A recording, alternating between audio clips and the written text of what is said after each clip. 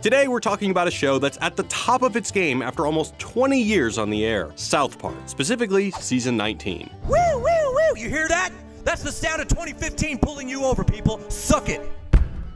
Unlike much earlier seasons, season 19 is a serialized narrative that tells an overarching story from episode to episode. They played with this idea a bit in season 18, but overall, it wasn't nearly as comprehensive. Season 19 is arguably their smartest season yet. It chronicles the small Colorado town as it experiences significant social changes, introduces a new central character, and comments on America's current political climate. You've got a gaping gash, and you've got vinegary bowels. One of the cleverest aspects of this season is its layered commentary. Looks like things are getting all PC again. Not only is it about our modern social condition, but also about the show itself. The season opens with the firing of Principal Victoria over an incident referring to rape as a hot Cosby. A new person has been appointed to try and make South Park Elementary a more progressive place that fits in with today's times. He might as well be talking about South Park the show. I'm here because this place is lost in a time warp. In other words, can South Park's signature vulgar sensibility possibly survive in our current politically correct world? You could go through the season and interpret these comments on the town changing as a meta-commentary on the show itself facing change. This town is changing so fast. Everybody want to be PC, be updated. It's like I'm a Rarick. The mayor later makes this explicit to Officer Barbrady. You're from another time, Barbrady,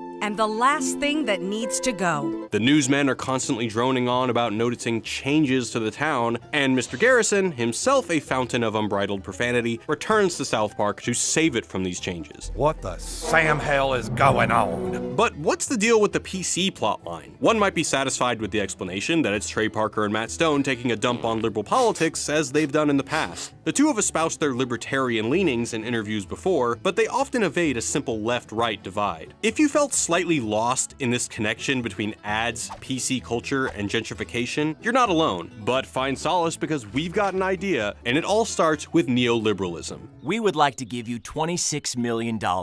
Welcome to this Wisecrack edition on the philosophy of South Park, Season 19. Part 1, PC culture, gentrification, and ads. In a nutshell, neoliberalism is an economic ideology that stresses personal freedoms and market solutions to address society's problems. Want to fix healthcare, the post office, or Chipotle?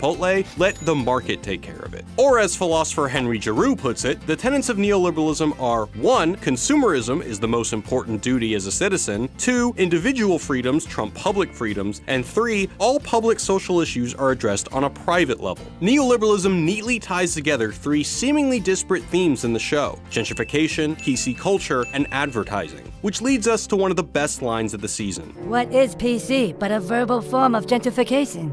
Spruce everything up, get rid of all the ugliness, in order to create a false sense of paradise? Only one thing can actually live in that world: ads. Neoliberalism has one goal: make everything marketable. Gentrification, for example, is the free market's way of dealing with shitty neighborhoods. What are you people doing? We're gentrifying. It's all good. It's the process whereby real estate developers and business interests take advantage of low prices and industrial chic to sell white people overpriced tapas without fixing the underlying problem of poverty. Even diversity and multiculturalism serve the engines of profit. Want to venture to Shittipaw Town to experience exotic cuisines of other cultures? Well, don't feel too dignified in your worldliness by suggesting that advertisers are manipulating PC culture in order to gentrify rundown areas all over the world. The show playfully points to something that they've been saying for years: that in a neoliberal economy, otherness and diversity have just become marketable brands in order to sell anything and everything. This is all made pretty explicit in the show. Oh, great.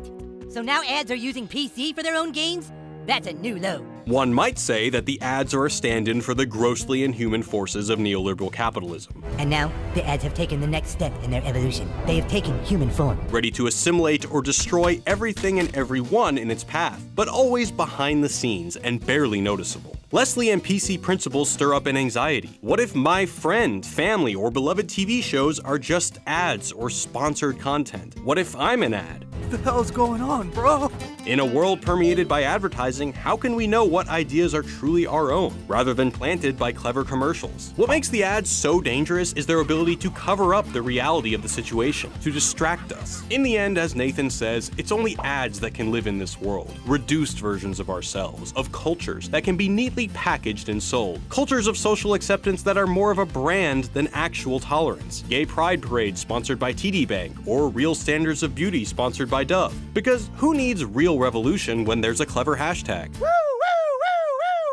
Now, we're not arguing that diversity is bad, and neither is South Park. But one thing neoliberalism is really good at is a process called co-optation, to take what was once outside of the system and assimilate it so that it can serve the needs of capitalism. Neoliberalism absorbs identities and diversity so that multiculturalism becomes a trendy brand to be purchased. Is there a reason the children with disabilities and Black Child are front and center? Oh no, that's just where they always sit, next to our beloved Craig there, who is a homosexual. For the town of South Park to advance economically, they have to adopt these marks of tolerance to bring in businesses and new residents. So, how do you convince the world that your town isn't some antiquated backwater shithole, but rather a bastion of progressive ideals? Whole Foods. The show uses Whole Foods as a focal point for a ton of the progressive changes happening. Our town has only had a Whole Foods for 3 weeks and we already have our first gay kids.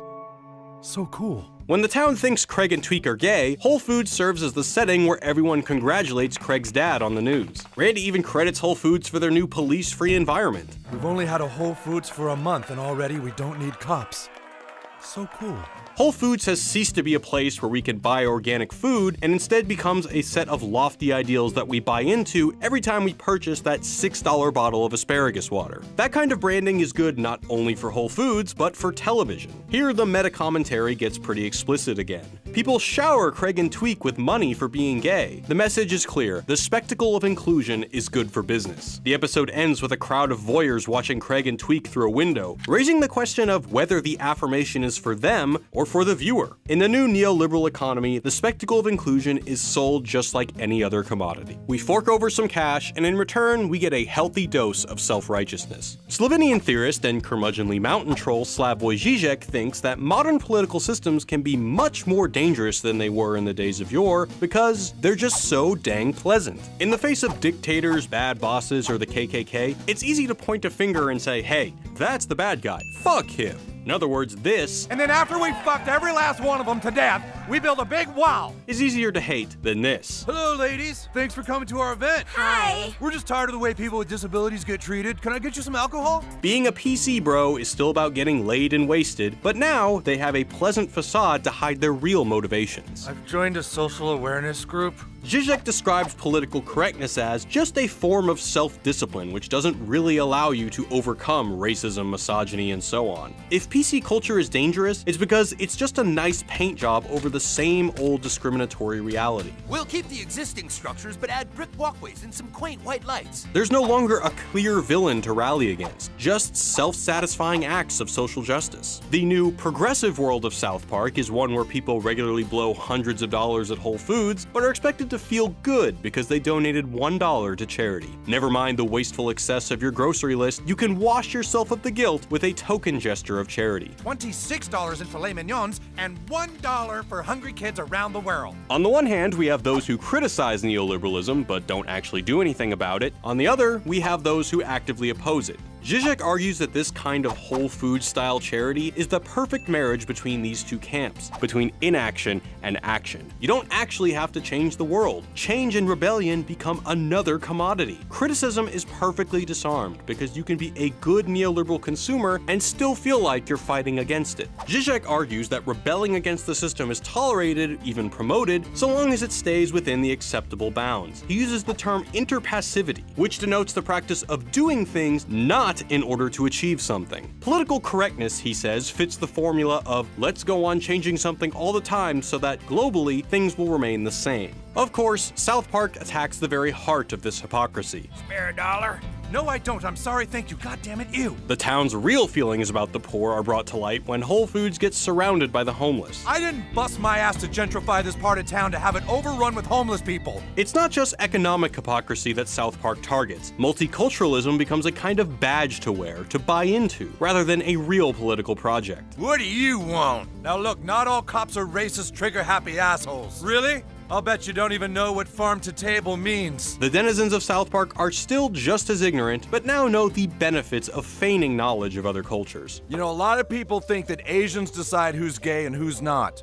But it isn't all Asians. It's just specifically the Japanese, okay? You sure know a lot about this. Yes, I do. The show is criticizing the individual just as much as they're calling out other shows. The meta-criticism raises the question, does token inclusion really make for more inclusivity? Or is it a shell of actual diversity that is meant to boost ratings rather than understand another culture? That is whack. In the end, this show of tolerance is more about making white liberals feel good than the marginalized people they seek to help. You know, there's still some people out there that say, what does being PC really mean? Well, I'll tell you what it means. It means you love nothing more than beer, working out, and that feeling you get when you rhetorically defend a marginalized community from systems of oppression. The PC frat house, for all the talk about marginalized people of color, is, well, entirely white. Even their fervent passion to help the disabled is just a cover to crush puss. French philosopher Jean Baudrillard uses the term charity cannibalism to denote the process whereby other people's destitution becomes our adventure playground, where we continually seek to secure the conditions of reproduction of the catastrophe market. According to Baudrillard, when we run out of tragedies to feel bad about, we start inventing our own. Why would a person with a disability not see that what I'm trying to do is actually protect them? Sometimes victims of oppression are so marginalized that they begin to sympathize with their oppressors. Yeah, bro. When PC Principal encounters a marginalized person, Jimmy, who doesn't want his help, he finds Nathan, who more aptly suits his narrative of the world. Nathan plays the role of a helpless victim whose feelings of outrage reflect PC Principal's. Could you tell Jimmy how you feel when people use the word retarded?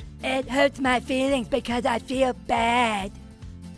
Are you serious right now? The point is not that using the word retarded is okay because someone with a disability uses it, it's that this relation of protector-victim is always disempowering to the victim, who will only be validated by virtue of their helplessness. This is why Zizek would argue this sort of PC culture is more intolerant to other cultures. We lovingly accept everyone so long as we can pigeonhole them into a type of difference we can consume. Never mind that Caitlyn Jenner, who is of course a stunning and brave hero, was accused of killing a person, Buckaroo.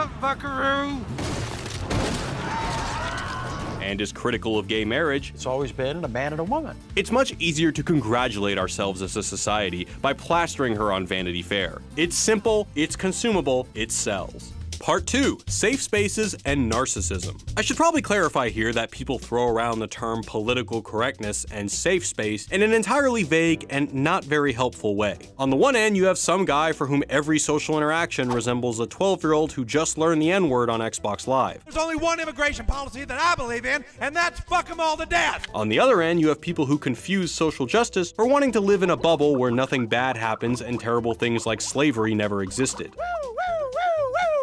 These people on both sides are few and far between, so please stop freaking out. South Park reliably takes down both sides of the political extreme, making fun of both Trump-esque conservatism, Fuck them all to death. Let's make this country great again. and, well, everyone who got a liberal arts degree. I'm sorry, the world isn't one big liberal arts college campus. What the show is really saying is that behind both sides, there lies a deep-rooted narcissism. As we've already discussed, a lot of buying into the PC brand is more about making yourself feel good than affecting real change. The Whole Foods donation arc ends with Randy morphing a charity about feeding hungry kids, or sending hamsters to college or whatever, into a charity where kids in the developing world are given iPads to protect the fragile egos of people like Randy. For just $1 a day, one of these beautiful children will protect you from trolls and make your internet a safe space. And that's what this Whole Foods activism is about, being a sellout to the system while making meaningless gestures to protect your own sense of self-worth. Then there's Cartman, who we've known for years is a terrible monster, yet suddenly adopts PC culture. But we also know he's a pathological liar and raging narcissist, so it makes sense that he'd use safe space language to protect his ego. On the other side of things, we have Mr. Garrison and his fuck 'em all to death attitude. His version of American exceptionalism is more or less the nationalist version of the special snowflake complex. Convinced that America's unique greatness is being ruined by Canadians, he tries to build a wall to protect America. What is his shock shock to the Canadian wall being put up first to keep him out, but the realization that he's not the center of the universe. Now, goddammit, let me see! In other words, Cartman, Steven Seagal, and Garrison supporters are fueled by a narcissistic obsession with themselves. I suppose you're all feeling pretty good about yourselves. Here's where neoliberalism enters the picture again. Neoliberalism promotes a culture of consumerism centered on the individual, and nothing quite fuels the economy like self-obsession in mass. Every person here thinks this is about them. What is left is a cult of victimhood. For Mr. Garrison, you have the paranoid delusion that everyone's out to ruin your way of life and steal your job. I took her down! For the show's PC crowd, it's the mistaken idea that not being a victim of harassment means someone entertaining your illusions of grandeur. For those already privileged, it means aspiring to victimhood. We're the victims now. In the end, everyone wants to hang reality. The point is not that everyone advocating for safe spaces, or everyone who loves their country is one of these extreme caricatures, but that otherwise reasonable logic has been caught up in a whirlwind of societal bullshit.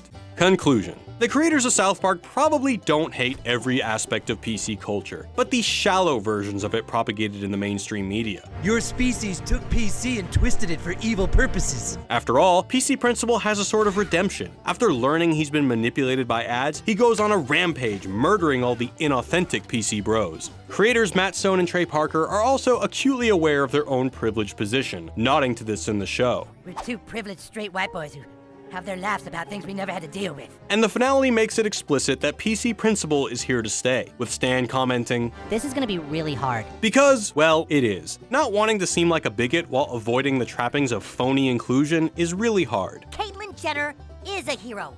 There's no other way to say it, and she is absolutely stunning. With season 20 around the corner, what will happen? Will the show yield to the pressures of a changing society and reorient itself completely? We cannot let them take from us our PC. Or will they stick their middle finger firmly in the air and double down on their off-color roots? Send in the pregnant Mexican women. Fire the taco launchers! Syrian refugee children, flank from the left. Send in Jared! South Park has to navigate our current political climate, whether they like it or not. And as a TV show, well, they need ads. And for that matter, so do we.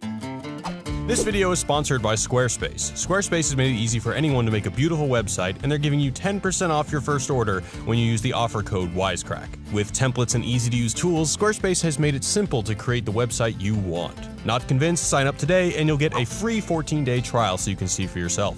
Make sure to use the offer code Wisecrack to get 10% off your order. And as always, thanks for watching. We're working on more great stuff for y'all, so click here to check Kyle's privilege and go to our channel page to subscribe. You'll be notified the second new videos are released. In the meantime, I've got a Game of Thrones